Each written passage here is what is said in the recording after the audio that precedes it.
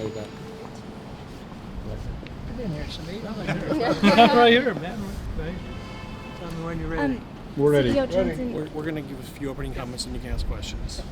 So we just concluded an afternoon of hearings at the Commission about our performance in the recent PSPS event.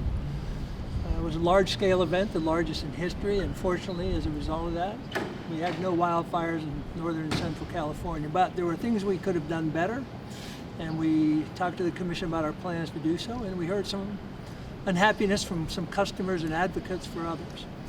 Our goal over the next 10 years is to eliminate these kind of PSPS events. It will take us some time to do that. The risk increases every year, as does our efforts to improve that. And so we will do a number of things, adopt new technologies, but our goal is to have great service, continuous service here in California. We're doing everything we can to make that happen. why are you now floating the idea of having the state be involved in the implementation of these shutoffs? Well, I'm not floating the idea, I'm floating the idea of having a conversation about this. And the reason is, for an event like this to really work well, the public has to have confidence in the decision making. And so I heard a lot of commentary that people didn't have confidence in us making this decision. I just want to make sure, because if people don't believe you're actually going to do it or don't believe it's a real thing, they won't take care of the safety aspect. So I just think that's worth a conversation. I'm glad to keep the responsibility. I think we did a good job of making that call in this case. But my main interest in all this is safety. And if that helps with safety, I think we should talk about it. The interpretation, of course, is that you're trying to push liability off of the corporation and onto the state. That's not my interpretation. And that's the certainly not what. interpretation we heard from the public. Well, I'm certainly not trying to do that. And I think I said in my comments in there, this had nothing to do with any of that, other than public confidence leading to greater public safety. Mark?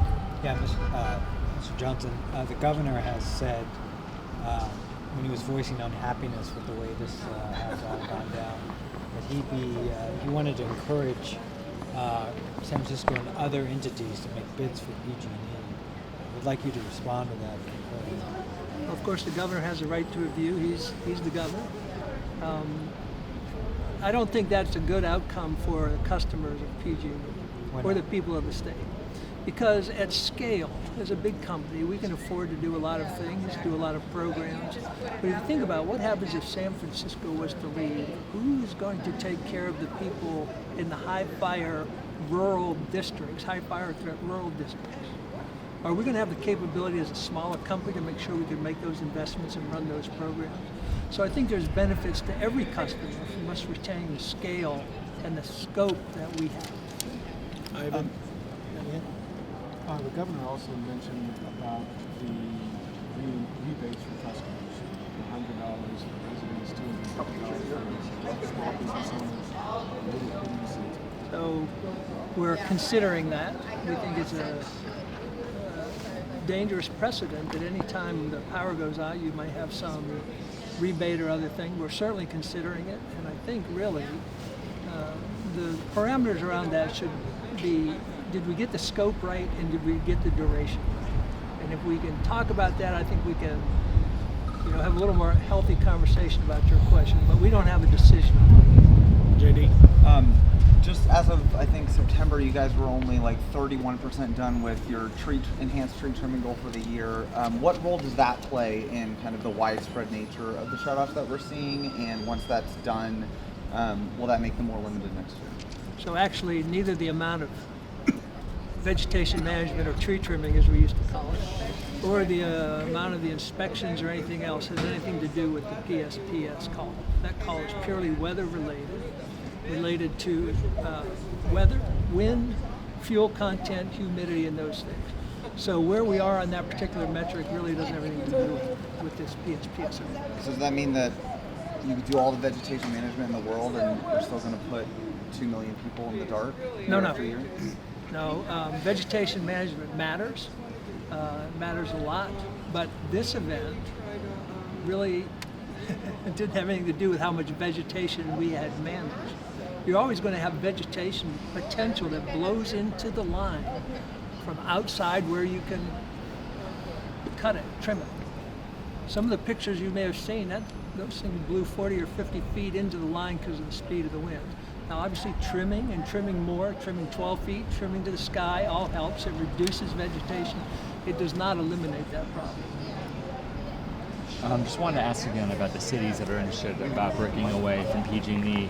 Wouldn't that help them just in terms of empowering them to make decisions that are based on their own community needs and having more sectionalized grid that they could control more easily perhaps than PG&E with its huge service territory?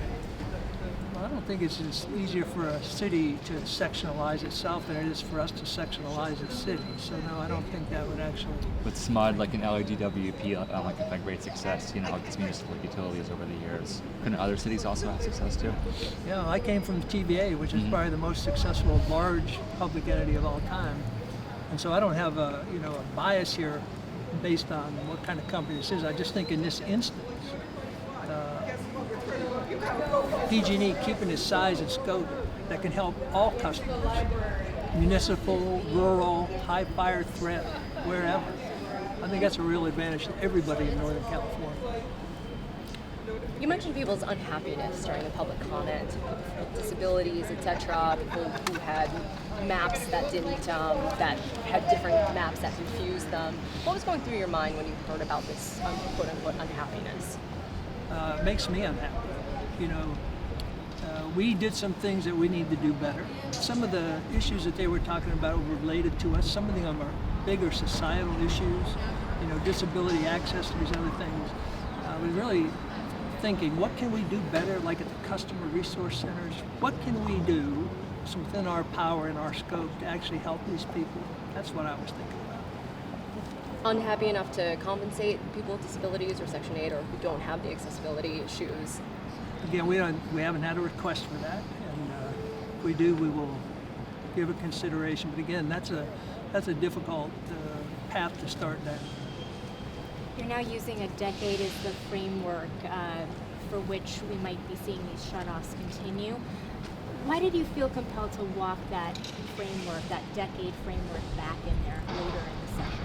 No, I wasn't walking it back. I was explaining it. And I realized from Samit's presentation, I could have explained it better. So what I was trying to say is 10 years, every year less, narrower scope, but the risk is growing at the same time. So at the time we're trying to shrink it, it's growing, and I think it'll take time. So as Samit said, we have two sort of 8 to 10 year programs. The Wildfire Fund in AB 1054 is a 10-year fund. And so I think the expectation generally in the state is on that time frame, we should be able to get away from this entirely. That's what I was trying to say. And also looking at the fire threat as it's grown from 2012 to now. That threat it continues. The weather patterns change, the winds get stronger, there's more fuel, there's more dead trees.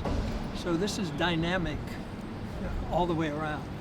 So one other part I'd add to that is if you look at some other parts of California, they've had a public safety power shutoff program for multiple years, right? More than 7 years, where this has continued. Yes, the frequency, the scope is reduced, and that's exactly what we are have an unwavering focus on. Just following up on that, if I might, do you feel that it's a mistake to have been as widespread? Should you have been more surgical with the shutoffs last week? Well, actually, and Samit demonstrated this in his presentation, we were surgical. When you looked at the initial scope, it was 3.5 million people. When you looked at the second scope, it was 2.5, and then it was 1.5, and we got it down to 730,000. This was a very widespread wind event. The National Weather Service said this is the biggest wind event since October of 2017. Well, we know what happened in October of 2017. So I think we got the scope right. So it was you a wouldn't big change scope. anything? I might start some of the shutoffs later. There's some tweaking around the edges. I think that scope was right where it needed to be, given what we knew and our tools. People are going to be surprised to hear you say that. Yes. I was in the middle of the decision. I watched the decision. I saw the data unfold. I saw the meteorology.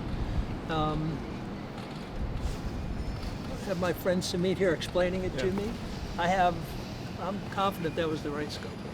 Just one other item I'd add is if you reflect back on the materials that I discussed in the proceeding itself, we actually had a graphic that showed the confirmed damages and hazards that were overlaid with the scope, and there's a very strong correlation to where we identified potential damage or hazards to our system that, if the system was energized, could have resulted in a potential ignition. And it wasn't that it was just isolated in one pocket. It matched fairly well with the forecast that we had put forward. So to neither understate or overstate, you are saying that you are considering the complying with the rebate request? I'm certainly considering it, but I'm not giving any hint of which way it's going. Just to frame that like another way as well, I mean, of course, like grid investments, grid upgrades, it obviously takes a lot of time and money. But in the meantime, if PG&E isn't offering the rebates, then what's that middle ground? Like, what can you do for customers who are, been dissatisfied, been affected, who are going to be waiting for many, many years, like for these upgrades to happen? Well, we can continue to try to keep them safe. That would seem to be a really good idea to me. My highest priority is to keep people safe. I think that might be worth a little something. We can try to improve service, but that we have a lot of other things going on. So, for example, we have some things in bankruptcy. We're still trying to resolve claims with the fire victims. And at some point, you got to sort of start prioritizing these things. But in the meantime, we just got to focus on being the best service providers we can to them until we can answer some of these questions. If you did proceed with rebates, the bankruptcy court would have to approve that? It's beyond my, I was going to say expertise, but I have no expertise. So it's beyond my knowledge. All right, anybody else? I have to ask you, because it comes up in so many of my conversations with Californians about bonuses or what you call incentive payments. Are you continuing to lobby for those, or can I assure Californians now that that is off the table? They're not bonuses, they're incentive payments. I think the question is moot since they haven't been approved by the court. It's very common for every utility in the country to have these. And so I'm not quite sure what we'll do next, but it won't be anything anytime soon. Can you comment on the current proposed rate hike? Yes, I can comment a little bit. Under the law here in California, every utility has to come in every 3 years and present a rate request.